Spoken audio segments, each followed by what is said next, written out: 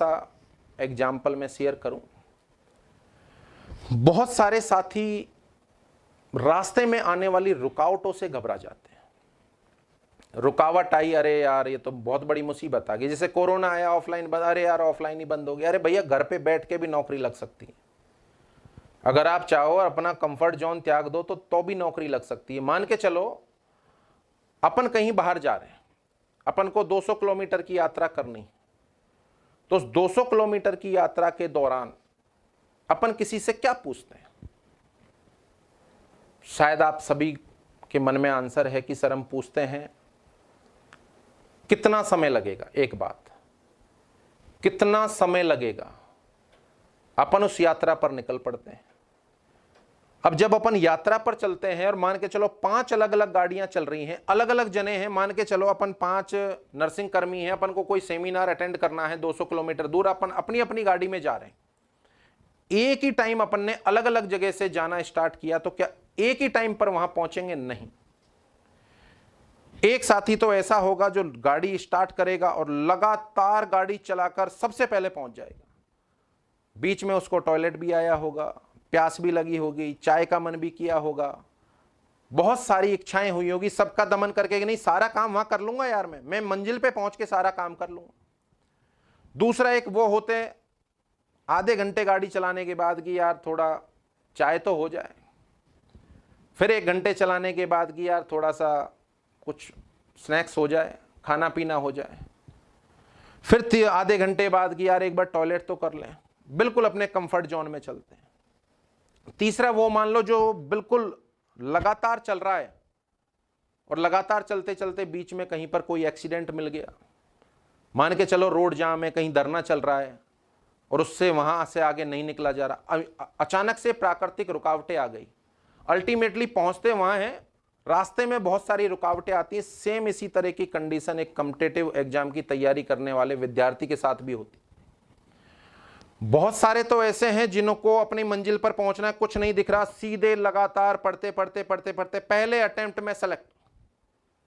दूसरे वो साथी भी होते हैं जो बिल्कुल मस्ती में कि 1 महीने पढ़ लिए, हाँ देखेंगे यार घर में काम है, अभी तो इस महीने तो पढ़ाई होगी नहीं, अगले महीने देखेंगे, अरे यार बर्थडे आ गया, अरे यार शादी आ गई, अरे यार पड़ोस में ये हो गया। अपन अपनी मर्जी से कंडीशन क्रिएट करते हैं पढ़ाई से बचने की। तीसरे वो साथी भी होते हैं जिनके साथ अचानक से कुछ अनहैपनिंग हो जाती है, घर में कोई चोट हो गई, मिस हैपनिंग हो गई, नहीं पढ़ पाते। तो अल्टीमेटली मंजिल पर पहुंचने के लिए अलग अलग तरह की अड़चनें अब भी आपको आने वाले टाइम में आएंगी। पर ध्यान रखना, अभी अभी जो मैंने बात बोली है, नर्सिंग बहुत अच्छी विशेषता, गवर्नमेंट मिल गई तो वारे न्यारे, और गवर्नमेंट नहीं मिली तो बस पूछो मत क्या होने वाला है। और गवर्नमेंट मिलेगी या नहीं मिलेगी ये टोटली डिपेंड अपॉन यू। यदि आप आपके हर समय को अपनी बुद्धिमत्ता से यूटिलाइज करते जाएं तो आने वाले टाइम में आपको गवर्नमेंट बनने से कोई नहीं रोक सकता, कतई नहीं रोक सकता। तो आप सारे साथियों से निवेदन है, आप दाएं बाएं देखना बंद कर दें, सिर्फ लक्ष्य आने वाले टाइम में एम्स पर रहें, नेगेटिव बातों को सुनना बिल्कुल बंद कर दें। आपको 90% इंसान वो मिलेंगे जो आपको डिमोरलाइज करेंगे। 2 बार आप सेलेक्ट नहीं हुए हैं, फिर आप किसी साथी से या किसी नॉन से बात करेंगे कि यार मुझे लगता है मेरा कुछ नहीं हो सकता, तो यही बोलेगा कि हाँ हमें भी लगता है तेरा कुछ नहीं हो सकता, क्योंकि आप आपकी कमजोरी बता रहे हो तो वो तो डबल कमजोरी बताएगा। दुनिया चाहती है कि आप सफल हों, पर वो ये नहीं चाहते कि आप उनसे ज्यादा सफल हो। जेलेसी नाम की भी कोई चीज होती।